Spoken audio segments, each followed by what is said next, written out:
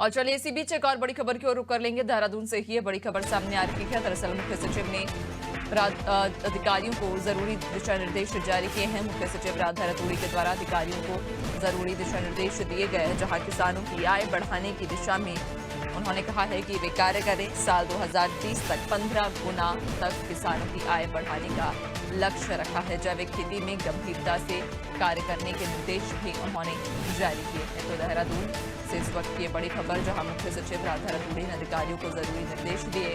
दरअसल किसानों की आय बढ़ाने की दिशा में कार्य करने के निर्देश दिए हैं और साल 2030 तक किसानों की आय 15 गुना बढ़ाने का लक्ष्य रखा है। ज्यादा जानकारी लेंगे सहयोगी सोनू लगातार हमारे साथ बने हुए हैं। सोनू, मुख्य सचिव राधा रतूड़ी ने अधिकारियों को निर्देश दिए और ये स्पष्ट किया कि साल 2030 तक किसानों की आय 15 गुना तक बढ़ाई जाए।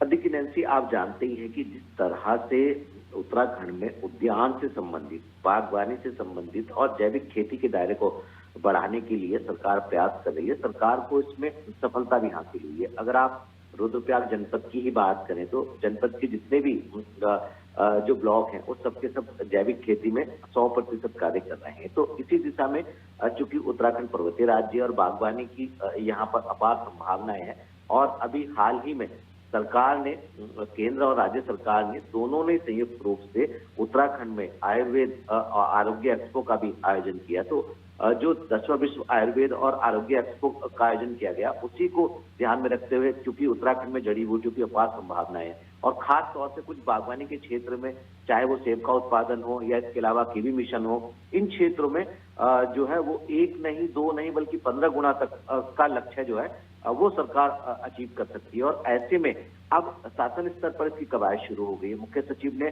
अधिकारियों को एक ठोस जो है वो एक्शन प्लान तैयार करने के दिशा निर्देश दिए और साफ तौर पर कहा है जिन क्षेत्रों में जो औसतन बढ़ोतरी हो सकती है या उससे ज्यादा रेशियो में बढ़ोतरी हो सकती है, उसमें प्रयास किए जाए और एक समय को ध्यान में रखते हुए एक एक्शन प्लान तैयार किया जाए, ताकि जो किसानों की जो आय है उसको बढ़ाया जा सके। और खास तौर से जो बागवानी की हम बात कर रहे हैं, जैविक खेती की हम बात कर रहे हैं, कुछ ऐसे भी सेक्टर्स हैं जहां पर जो किसानों की आमदनी है उसमें थोड़ा सा इंतजार करना पड़ेगा, वक्त लगेगा।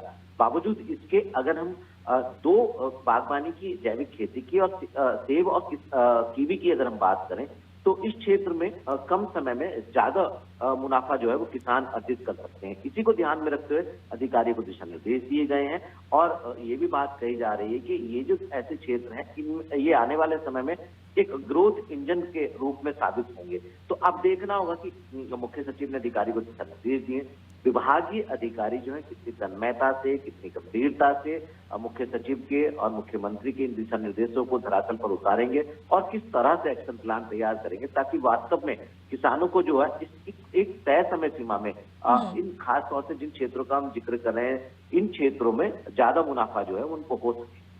बिल्कुल वाकई। और अब चूंकि मुख्य सचिव राधा रतूड़ी ने अधिकारियों को ये निर्देश भी दिए हैं कि किसानों की आय को बढ़ाने की दिशा में काम किया जाए और एक लक्ष्य के तहत अब काम किया जाएगा कि 2030 तक 15% जो आय है किसानों की उसे बढ़ाना है। देखने वाली बात होगी कि इस लक्ष्य को कैसे हासिल किया जा सकता है। बहुत शुक्रिया आपका, बने रहेगा और भी आगे आपसे अपडेट्स लेंगे।